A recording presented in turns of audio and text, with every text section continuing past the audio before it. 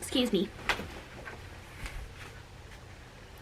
So he took it up, and as he was going out, the old hen met him at the door, and he packed her too in his wallet with the cheese. Then off he set, and when he had climbed a high hill, he found the giant sitting on top. "Good day, comrade," said he. "There you sit at your ease and look wide world over. I have a mind to go and try my luck in the same world. What do you say to going with me?"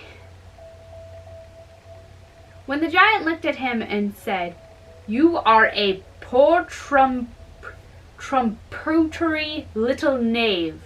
"That may be," said the little tailor. Excuse me. "But we shall see who is the best man of the two." The giant, finding the little man so bold, began to be more respectful, and said they would soon try who was master. So he took a large stone in his hand and squeezed it till water dropped from it. "Do that," said he, if you have a mind to be thought a strong man." "Is that all?" said the tailor. "I will soon do as much." So he put his hand into the wallet, pulled out the cheese, which was quite new, and squeezed it till the whey ran out. "What do you say now, Mr. Giant? My squeeze was a better one than yours." Then the giant, not seeing that it was only cheese, did not know what to say for himself, though he could hardly believe his eyes. At last he took up a stone and threw it up so high that it almost went out of sight.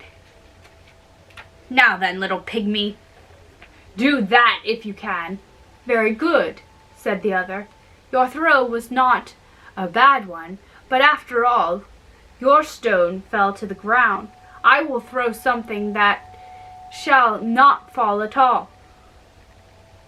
"That you can't do," said the giant. But the tailor took out his old hen out of the wallet and threw her up in the air, and she, pleased enough to be set free, flew away out of sight. "Now, comrade," said he, "what do you say to that?"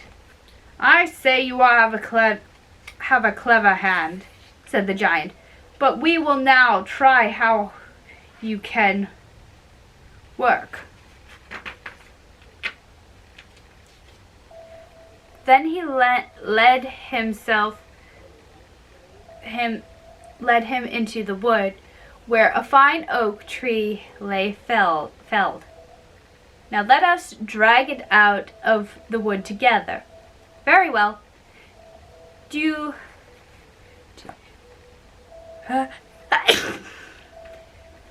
you take the thick end?"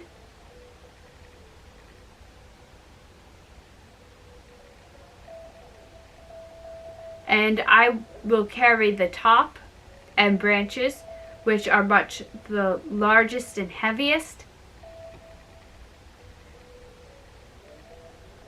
So the giant took the trunk and laid it on his shoulder.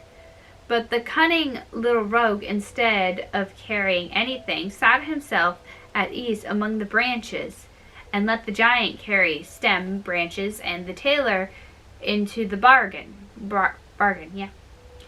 All the way they went, he made merry and whistled and sang his song as if carrying the tree were mere sport, while the giant, after he had borne it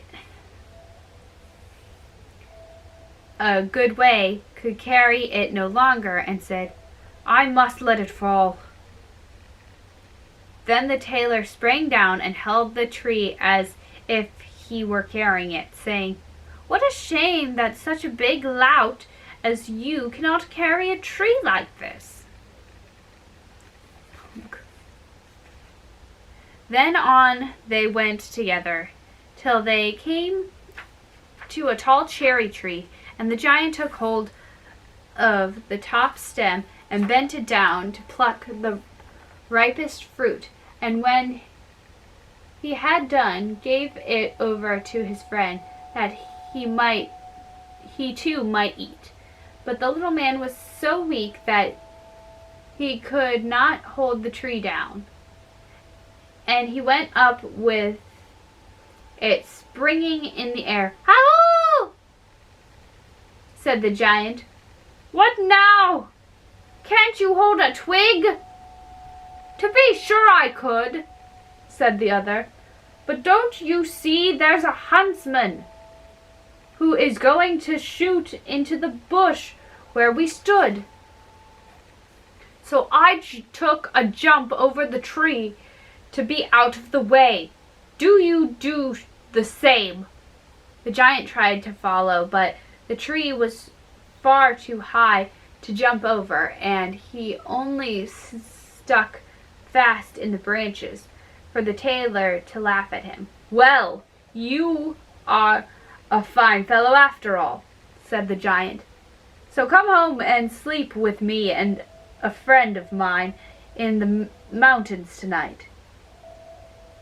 The tailor had no business upon his hands, so he did as he was bid, and the giant gave him a good supper and a bed to sleep upon. But the tailor was too cunning to lie down upon it, and crept slyly into the corner, and slept there soundly. When midnight came, the giant came softly with his iron walking stick, and gave such a stroke upon the bed where he thought his guest was lying, that he said to himself, "It's all up now